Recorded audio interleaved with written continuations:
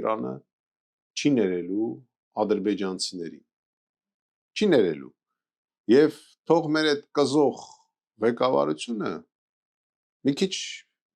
գոնե հեռու նայ, ես ուզում եմ հուշեմ, եւ չկատաղացնի այն հարևանին, որը մեզ այս վերջի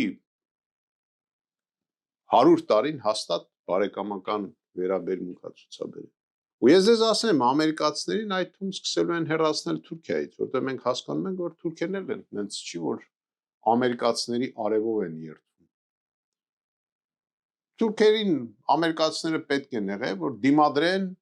սովետական միությանը, բերել են, բազավորել են եւ այլ եւ այլ։ Այն ժամանակ իհարկե թուրքերի համար շատ վտանգավոր էր եւ իրենք այդտեղ ստացան ամերիկյան բազաներ, դեռ մի քիչ ուշ ճիշտ է, մտան ՆԱՏՕ եւ այլ, երբ որ ՆԱՏՕ-ն կազմավորվեց,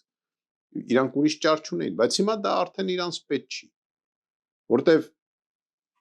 այն պարտադրանքները, որ թելադրում են իրենց ամերիկացիները, թուրքերին այդքան է դուր չեն գալիս։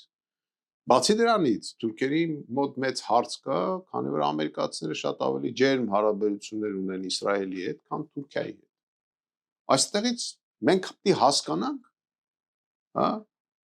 որ ելի մենք կարող է